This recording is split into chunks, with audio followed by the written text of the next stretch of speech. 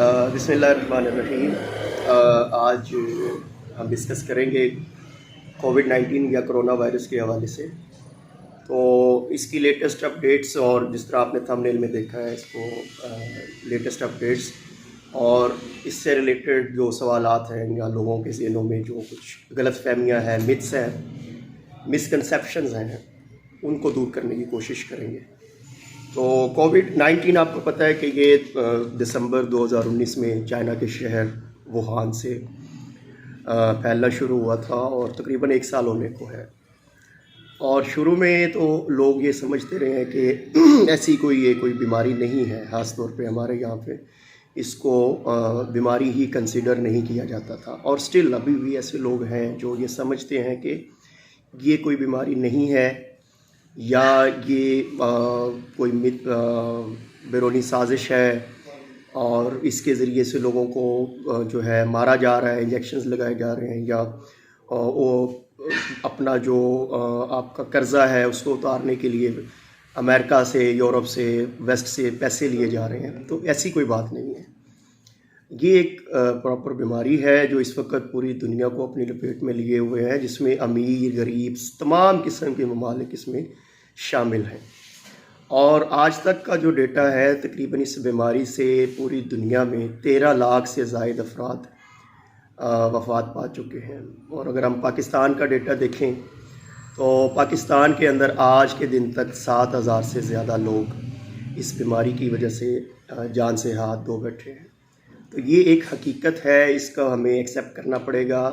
ये उसी तरह है जैसे आज से 100 साल पहले स्पेनिश फ्लू आया था या इससे पहले मर्स आया था, मिडल ईस्ट के अंदर सार्स आया था। ये उसी तरह का वायरस है और ये उसी कैटेगरी का वायरस है, उसी ग्रुप का वायरस है। तो ये सबसे पहले हमें ये एक्सेप्ट करना पड़ेगा कि ये बीमारी मौजूद है, एग्जिस्ट करती है, ये लोगों को डैमेज कर रही है और इसमें यंग पेशेंट्स जो हैं उनकी डेथ्स हो रही हैं। और हमारे जो पाकिस्तान के अंदर तकरीबन 100 से ज़्यादा जो डॉक्टर्स हजरात हैं, यंग डॉक्टर्स उसमें शामिल हैं, प्रोफेसर्स शामिल हैं, वाइस चांसलर शामिल हैं जो इस बीमारी की वजह से इस दुनिया से चले गए।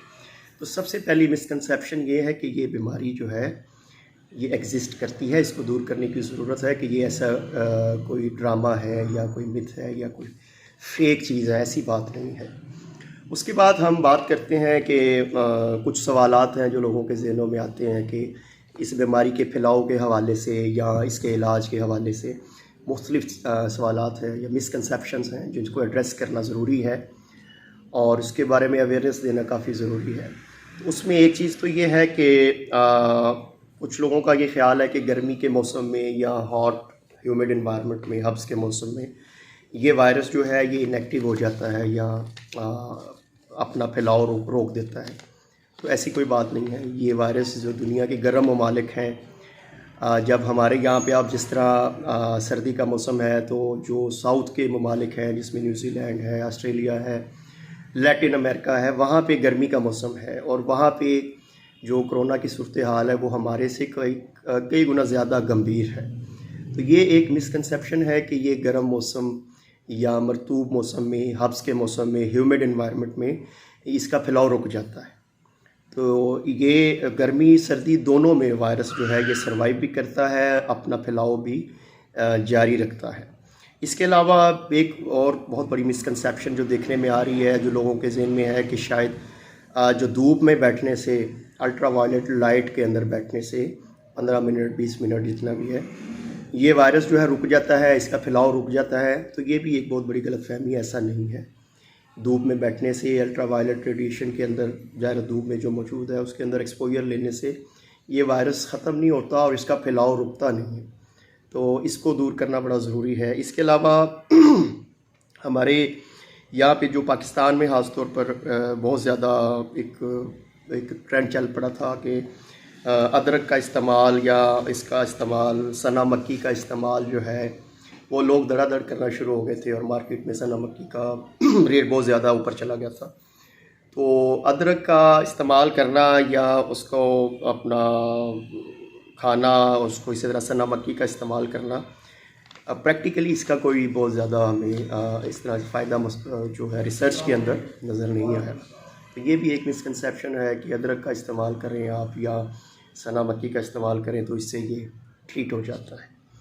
इसी तरह से एक और मिसकंसेप्शन है कि गरारे करने से सलाइन के साथ, नॉर्मल सलाइन के साथ या नमक के पानी के साथ गरारे करने से या उसको नाक में डालने से या उसके साथ कुली करने से, ड्रॉपर्स के साथ नाक में डालने से ये वायरस जो है मर जाता है या इसकी ट्रांसमिशन रुक जाती है। तो ये भी एक बहुत बड़ी गलतफहमी है, ऐसा नहीं है। नमक के गरारों से गले में गरारे करने सूदिंग इफेक्ट तो आ जाएगा अगर आपका गला ख़राब है और गले में पेन है, इन्फेक्शन है अपर रेस्पिरेटरी, तो उसकी सोजिश में तो काफ़ी कमी आ जाएगी, लेकिन वायरस उससे नहीं मरता।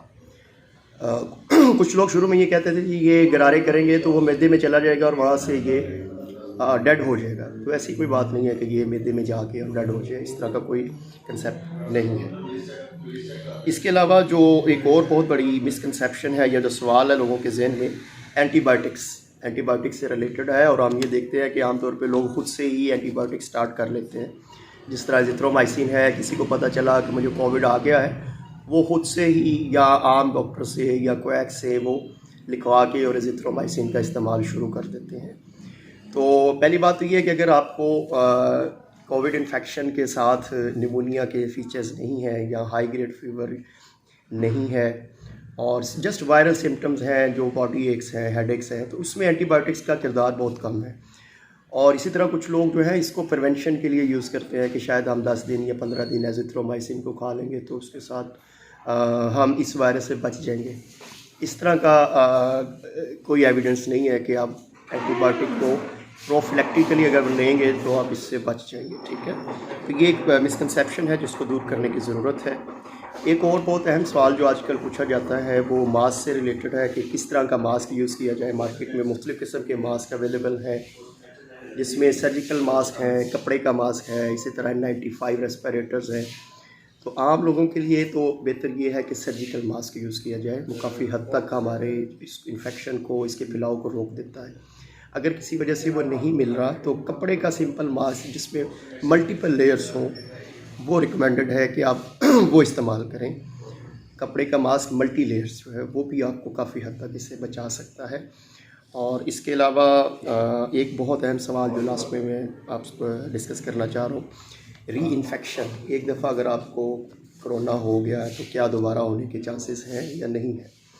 तो इसके बारे में ये है कि डेटा बहुत लिमिटेड है।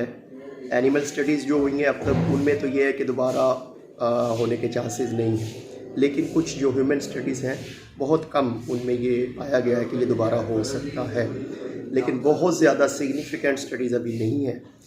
तो इसलिए इसको आप तसल्ली ना रखें कि एक दफ़ा हो गया तो हम इसको दोबारा होने का आपको चांस नहीं है। आपको एहतियाती तदाबीर पे अमल करना है। आपको 2 मीटर का डिस्टेंस आपस में रखना है, बात करते हुए 6 फीट का या 2 मीटर का डिस्टेंस रखें। ग्लव्स पहन कर रखें अगर आप हेल्थ केयर वर्कर हैं, पेशेंट को देख रहे हैं। इसी तरह मास्क का इस्तेमाल करें, हैंड सैनिटाइज़र का इस्तेमाल करें, ये आपको करना पड़ेगा।